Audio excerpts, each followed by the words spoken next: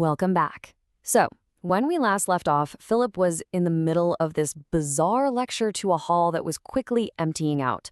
But we realized the message wasn't for his students at all. It was for one person and one person only, Julius. He was trying to show him that Schopenhauer's philosophy could be a kind of solace, a cure for the fear of death. And now, Julius, totally unsettled by all this, finds himself getting pulled right back into Philip's world, and all those old tensions are starting to bubble up to the surface again. To really get what Philip's offering, you've got to start with this quote from Schopenhauer. If we look at life in its small details, how ridiculous it all seems. Now, that's not just him being cynical for the sake of it. This is literally the foundation of his entire worldview. He's saying our big, important struggles are, in the grand scheme of things, almost comically absurd. You know, like watching tiny creatures in a drop of water. It's a dark way to see the world for sure, but Philip is convinced that this exact perspective holds the secret to conquering the fear of death. So you have to wonder, where does a worldview that bleak even come from? Well, to understand the philosophy, you really have to understand the man. And to get the man, you've got to go all the way back to the beginning, to Arthur Schopenhauer's pretty miserable, love-breathed childhood. I mean, just look at this. This slide lays out the impossible situation he was born into. His parents were a complete mismatch. You had his father, Heinrich, who was this tough, serious, incredibly repressed guy. And then you had his mother, Johanna, who was the total opposite. Romantic, full of life, vivacious. This wasn't just, a bit of household tension. This created a home with absolutely zero warmth. And that coldness would end up shaping pretty much everything Arthur thought about the world. His own mother called her marriage a tragedy. It was basically an arranged marriage of convenience. She was only 17 when she married Heinrich, who was 38. She even wrote, "I never pretended to have ardent love, and he never demanded it." This loveless foundation, this transaction, really, it set the stage for a childhood that would create one of history's most famously pessimistic philosophers. And a childhood like that, one without love, has serious consequences. For Schopenhauer, it meant he never really learned to trust anyone. He felt this deep sense of being an outsider. And he started to see the world as a place he had to fight against. This wasn't just a personal problem for him. It became the very core of his philosophy. The idea that all of humanity is just driven by this blind, endless desire that can only ever lead to suffering.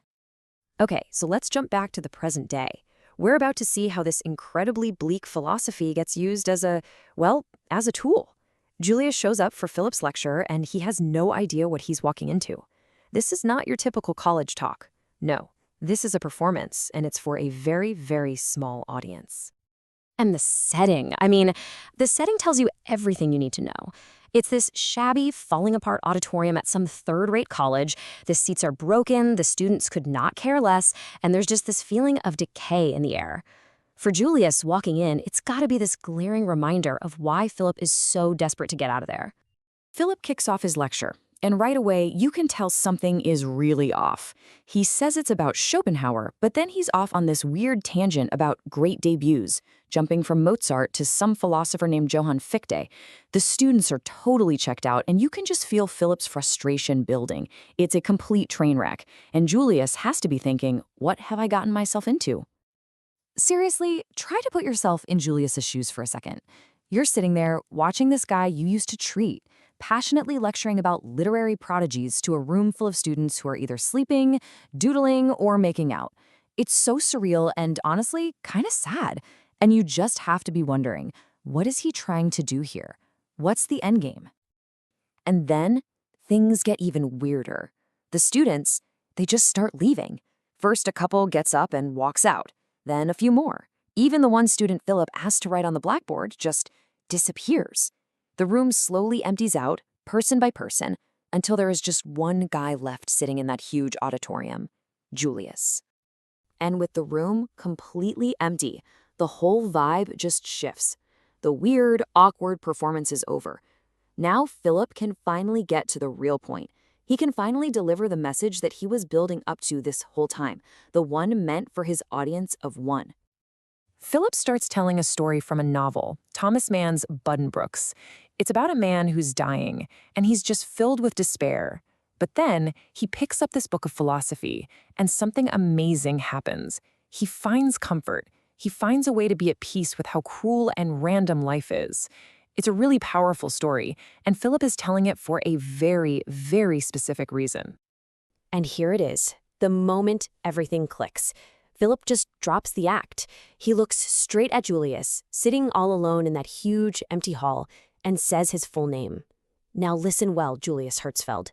The lecture was never for the students. It was for the dying man in the audience. It was all for Julius. This is it. This is the comfort Philip is offering.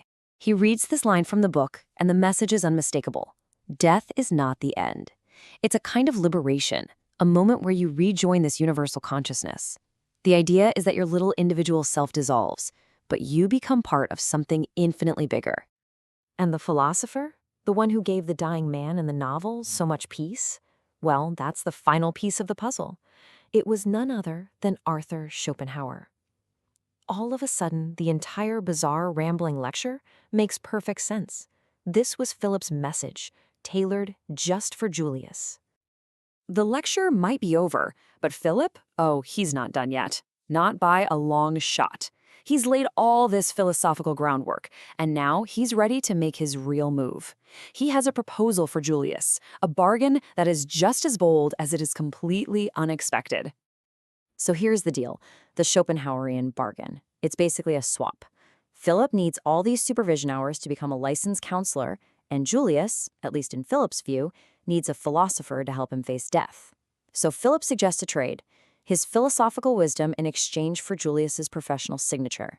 It's a wildly inappropriate and ethically questionable idea, but it's one that Julius now has to seriously consider.